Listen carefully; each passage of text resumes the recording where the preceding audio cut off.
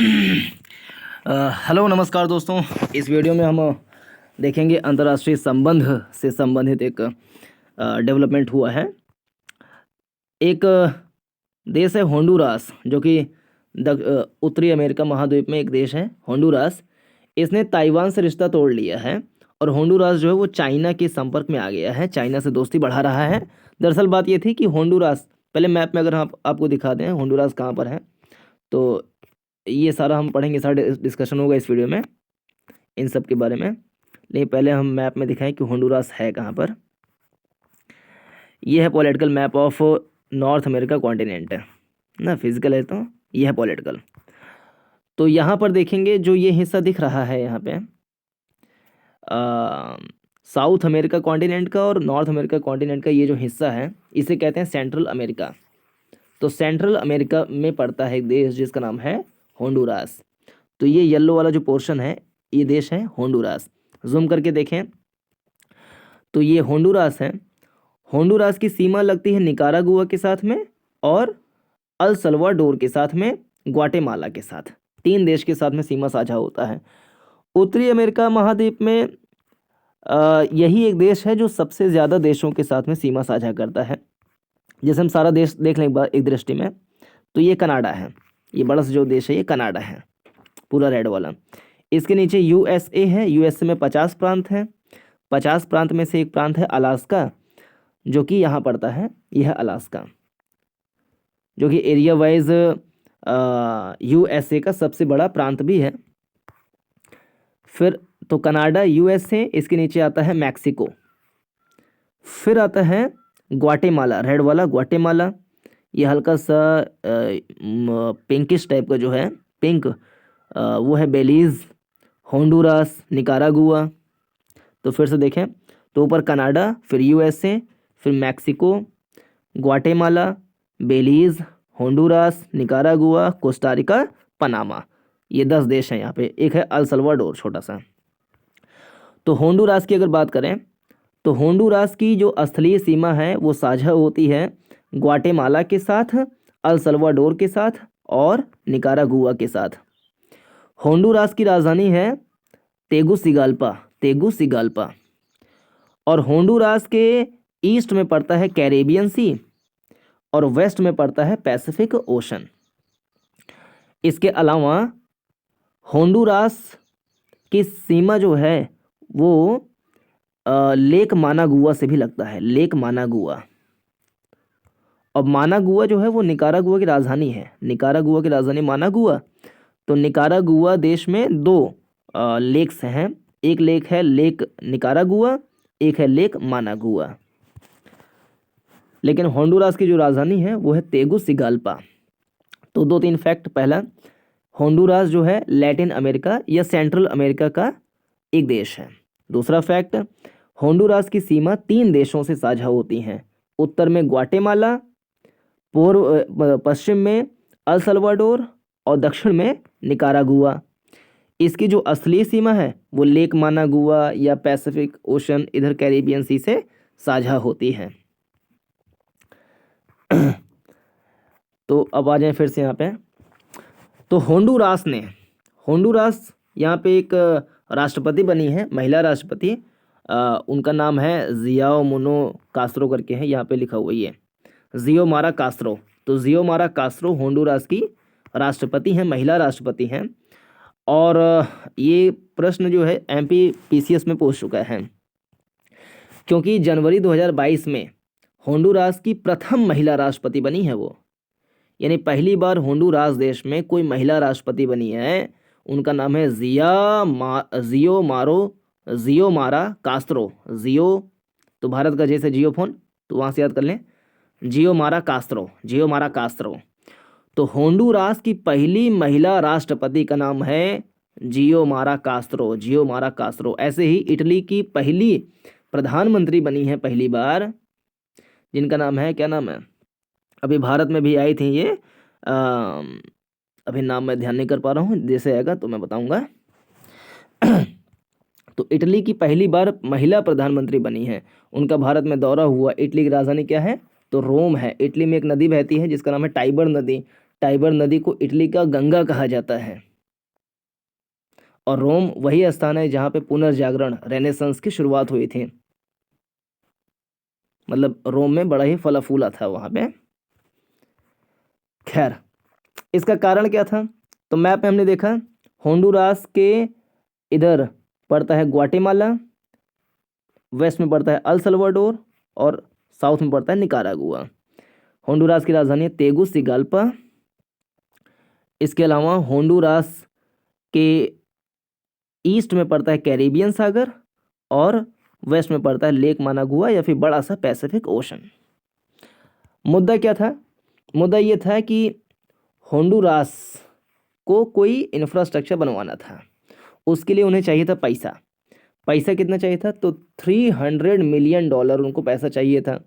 तो पहले वो ताइवान के पास गए कि भैया पैसा दे दो, 300 मिलियन पैसा चाहिए। तो ताइवान कहा भैया बहुत ज़्यादा पैसा मांग रहे हो।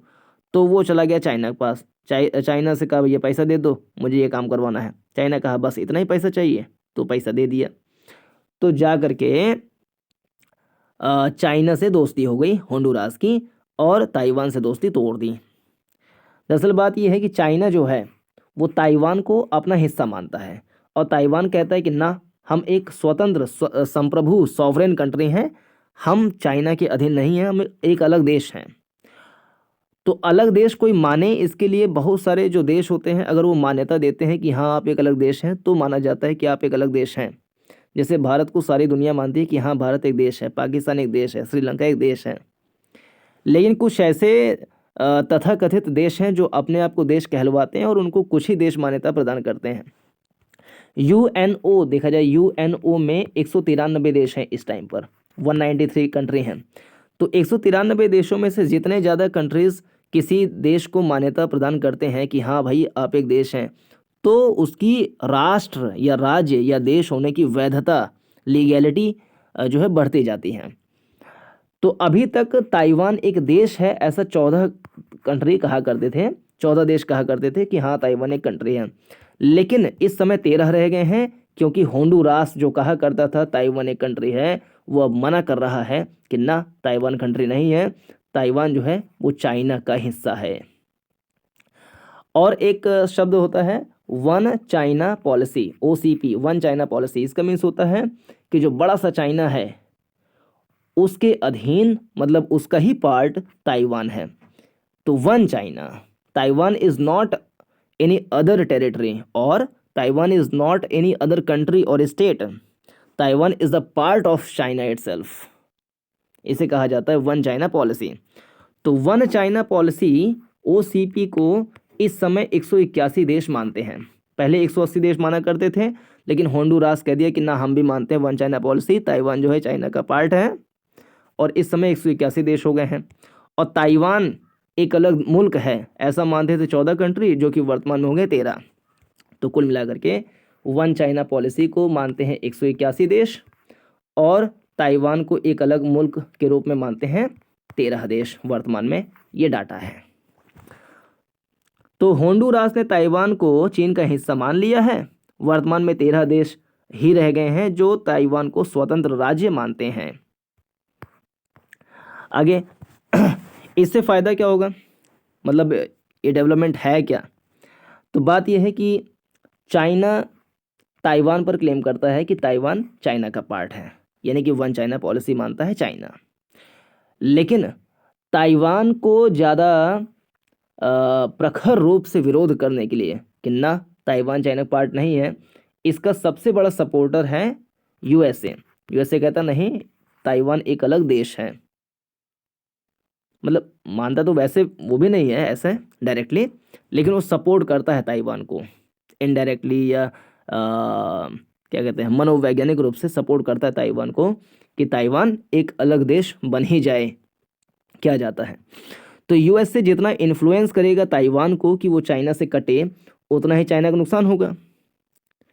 इसी प्रकार से चाइना ये चाहेगा कि USA के आसपास में छोटे छोटे जो देश हैं उनको हम अपने इन्फ्लुएंस में ले लें, ताकि USA का प्रभाव उन छोटे छोटे मुल्कों के ऊपर ना पड़े ज़्यादा।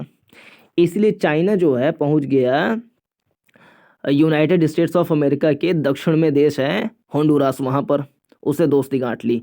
अब होंडुरास जो है चाइना के इन्फ्लुएंस में आ गया है।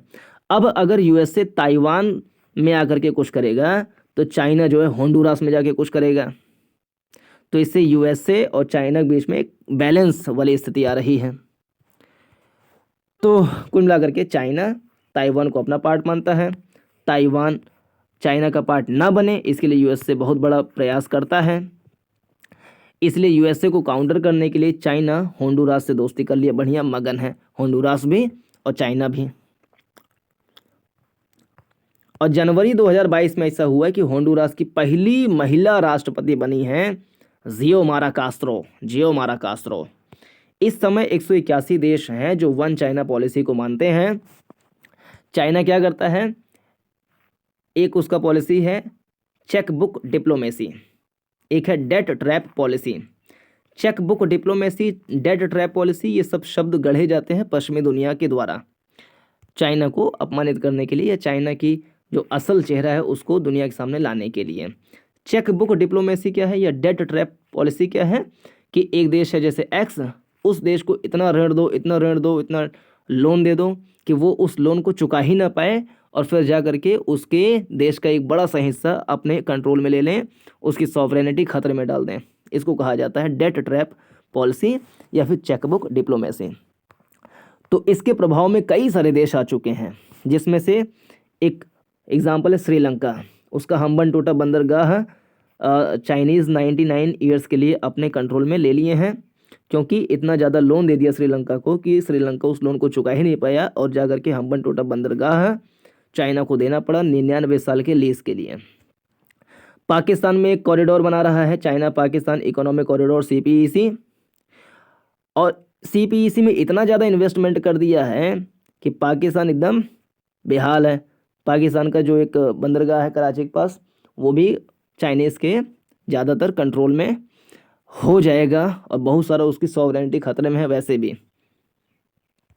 इसके अलावा कुछ ऐसे देश हैं जो चीन के समर्थक हैं, अभी हाल फिलहाल में समर्थक बन गए हैं। छोटे छोटे देश हैं जैसे कि सोलोमन द्वीप, Dominican Republic, El Salvador, Panama, Gambia, ये सारे देश हैं जो चाइना के समर्थक बन गए हाल फिलहाल में।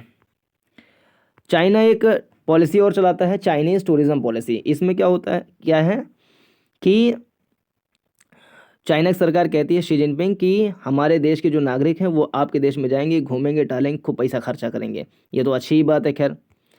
और 2017 में देखा जाए, 2017 का आंकड़ा है कि चीनियों ने दुनिया भर में घूम घूम करके $250 बिलियन रुपए खर्चा किया। $250 बिलियन, रुपए नहीं डॉलर, $250 बिलियन खर्चा किए चाइनीज़ लोग, जो अन्य देशों में जा करके यात्राएँ किए। उसमें बात करें ताइवान की, तो ताइवान के उत्तर में पूर्वी चीन सागर है, ईस्ट चाइना सी। ताइवान के दक्षिण में है दक्षिण चीन सागर, साउथ चाइना सी। ताइवान के वेस्ट में है चाइना। ताइवान का क्षेत्रफल है 36,000 वर्ग किलोमीटर, आबादी है 2.25 करोड़। और ताइवान के दक्षिण में एक देश है फिलीपींस। चीन का एक अखबार है, उसका नाम है ग्लोबल टाइम्स। ऐसे पाकिस्तान का अखबार है डॉन, DAWN, डॉन। चीन का है ग्लोबल टाइम्स। तो ये हो गया इसका डिस्कशन। अब कुछ बेसिक बातें और देख लें, जैसे कि नॉर्थ अमेरिका के उत्तर में पड़ता है आर्कटिक ओशन, ये है ब्योफोर्ट सी। यहाँ पर है बैफिन सी, ये है आर्कटिक ओशन। और यहाँ पर है बेरिंग सी। तो आर्कटिक ओशन और बेरिंग सी को जोड़ने वाला जो स्ट्रेट है उसका नाम है बेरिंग स्ट्रेट। तो बेरिंग सी और आर्कटिक ओशन को जोड़ती है और रसिया को USA से अलग करती है, या एशिया को नॉर्थ अमेरिका से अलग करती है, या साइबेरिया को अलास्का से अलग करती है। बात एक ही है, इसे एशिया कहें, रसिया कहें या साइबेरिया कहें, इसे नॉर्थ अमेरिका कहें, USA कहें या अलास्का कहें, तो इससे अलग करता है बेरिंग स्ट्रेट, और बेरिंग सी को आर्कटिक ओशन से जोड़ता है बेरिंग स्ट्रेट। तो ये एक। फिर यहाँ पर ग्रीनलैंड है। ग्रीनलैंड जियोलॉजिकली या geographically is a part of north American continent, but Greenland is the part of Denmark politically. कुल मिलाकर के भौगोलिक रूप से ग्रीनलैंड पार्ट है नॉर्थ अमेरिका का, लेकिन राजनीतिक रूप से ग्रीनलैंड पार्ट है यूरोप का, डेनमार्क देश का इस पे नियंत्रण है। तो ग्रीनलैंड और कनाडा के बीच में एक बे है जिसको कहते हैं बैफिन बे। और बैफिन बे के बाद आए तो मिलेगा लेब्राडोर सी। तो बैफिन बे और लेब्राडोर सी को जोड़ती है डेविस स्ट्रेट। तो डेविस स्ट्रेट जोड़ती है बैफिन बे को लेब्राडोर सी से, और अलग करती है किसे? तो बैफिन आइलैंड को या कनाडा को ग्रीनलैंड से अलग करती है। फिर से, डेविस स्ट्रेट बैफिन बे को लेब्राडोर सी से जोड़ती है और बैफिन आइलैंड या कनाडा को ग्रीनलैंड से अलग करती है। फिर यहाँ पर एक बड़ा सा मतलब प्रायद्वीप जैसा ही है, लेब्राडोर। तो लेब्राडोर के इधर एक बे है, हडसन बे, और यहाँ पर है लेब्राडोर सी। तो हडसन बे को लेब्राडोर सी से जोड़ती है हडसन स्ट्रेट। यहाँ पे जल संधि क्या होता है, स्ट्रेट क्या होता है? तो जल संधि जल का प्राकृतिक संकरा प्रवाह होता है जो दो जलीय तंत्रों को जोड़ता है तथा दो असली भागों को पृथक करता है, अलग करता है। यूएसए में 50 प्रांत हैं, ठीक है। बेलीज की राजधानी है Belmopan. Guatemala City, El Salvador का सन सल्वाडोर, होंडुरास का तेगुसिगाल्पा, निकारागुआ का मानागुआ, कोस्टारिका का सन जोस, पनामा का पनामा सिटी। यहाँ पे कई सारे रेंज हैं जैसे कि Brooks range, Alaska range, Mackenzie range. तो Brooks range, Alaska range, Mackenzie range के बीच में एक पठार पड़ता है जिसे कहते हैं यूकान पठार, और यूकान पठार एग्जाम्पल है अंतरा पर्वतीय पठार का, इंटर माउंटेन प्लेट्यू का। दो पर्वत के बीच में पठार अगर हो तो उस पठार को कहते हैं अंतरा पर्वतीय पठार या फिर inter mountain plateau.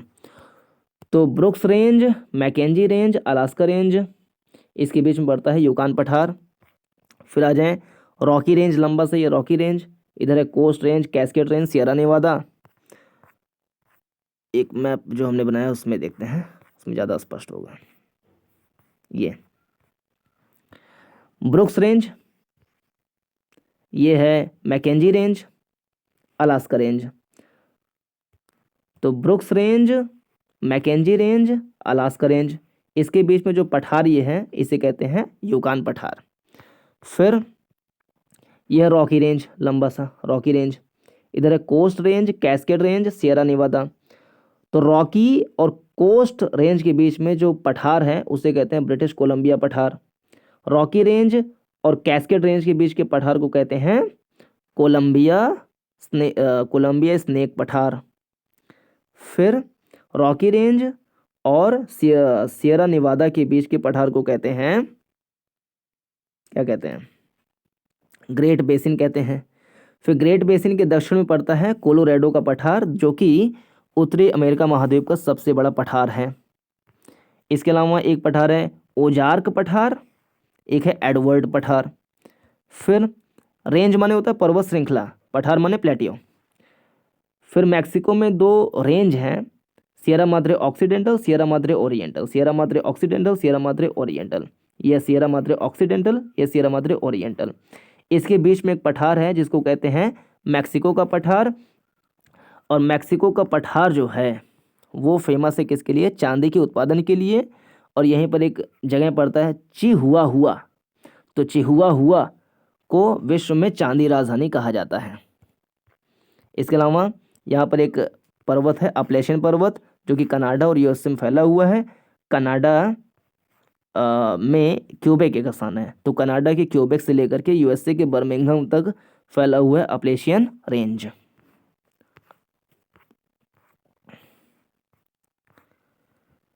Rocky range के बारे में कुछ देखें। इसका विस्तार यूएसए और कनाडा से लेकर मैक्सिको की सीमा तक है। कुछ विद्वान ब्रुक्स और मैकेंजी पर्वतों को रॉकी का विस्तार मानते हैं। रॉकी की सर्वोच्च चोटी यूएसए में स्थित माउंट एल्बर्ट है, जबकि कनाडा में इसकी सर्वोच्च चोटी माउंट रॉबसन है। अपलेशियन पर्वत, यह उत्तरी अमेरिका का प्राचीनतम वलित पर्वत है जिसका विस्तार यूएसए और कनाडा में है। इसकी सर्वोच्च चोटी ब्लू रिख में स्थित है, माउंटेन मिसेल है। अपलेशियन पर्वत के पूर्वी भाग से अपलेशियन पर्वत के पूर्वी पूर्वी भाग से अटलांटिक महासागर में गिरने वाली नदियां जलप्रपात का निर्माण करती हैं। इन्हें मिलाती हुई खींची गई रेखा प्रपात रेखा फॉल लाइन कहलाती है। यह क्षेत्र जल विद्युत उत्पादन के लिए महत्वपूर्ण है। उत्तरी अमेरिका के प्रमुख पर्वत पठार में एक है अलास्का रेंज। अलास्का श्रेणी का विस्तार यूएसए और कनाडा में है। इसकी सबसे ऊंची चोटी माउंट मैकिनले या माउंट देनाली है। यह यूएसए और उत्तरी अमेरिका की भी सबसे ऊंची चोटी है। तो यूएसए की सर्वोच्च चोटी है माउंट देनाली या माउंट मैकिनले, जो कि पड़ता है अलास्का पर्वत पर, जो कि पूरे नॉर्थ अमेरिकन कॉन्टिनेंट की सबसे ऊंची चोटी है। कौन? माउंट देनाली या माउंट मैकिनले। यूएसए और उत्तरी अमेरिका की भी सबसे ऊंची चोटी है माउंट मैकिनले या फिर माउंट देनाली।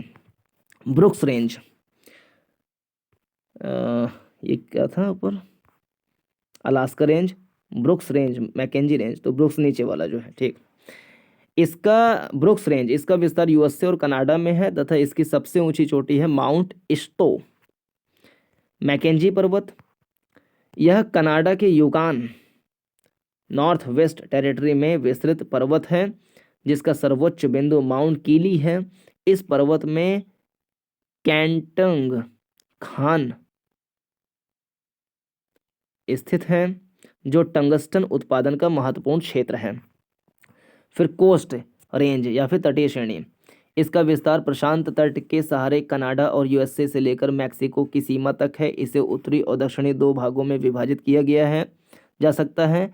उत्तरी भाग को प्रशांत तटीय श्रेणी कहा जाता है। इसकी सबसे ऊंची चोटी माउंट लोगन है। यह कनाडा की सबसे ऊंची और उत्तरी अमेरिका की दूसरी सबसे ऊंची चोटी है माउंट लोगन।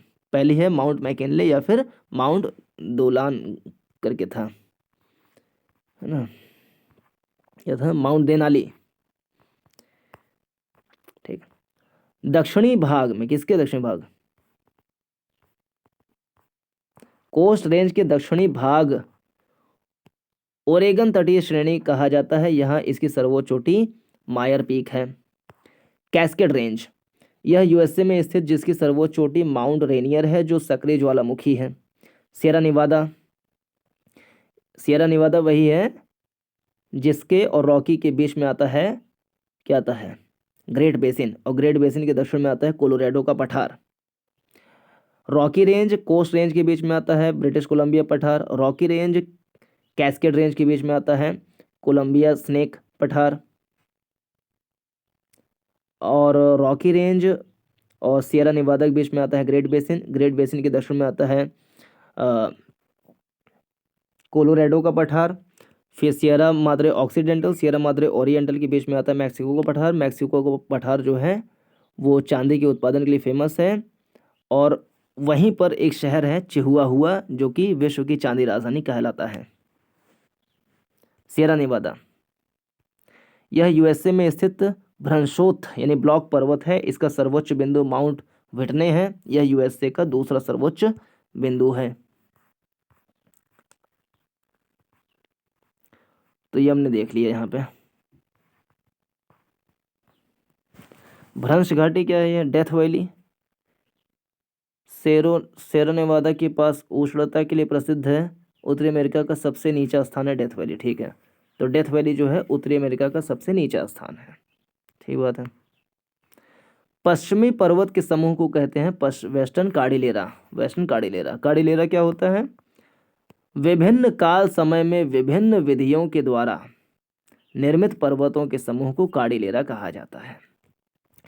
प्रशांत महासागरीय प्लेट और महाद्वीपीय प्लेट में टकराव के फलस्वरूप प्रशांत महासागरीय प्लेट और उत्तरी महाद्वीपीय प्लेट जो है उत्तरी अमेरिकी महाद्वीपीय प्लेट के टकराव के फलस्वरूप होने वाले संपीड़न से मोरदार पर्वत बने। तो ये प्रशांत महासागरीय प्लेट थी जो कि नीचे गई नीचे गई नीचे गई, मैग्मा ऊपर आए, ये सब हुआ, सब तो पर्वत का निर्माण हो गया। और ये है महाद्वीपीय प्लेट।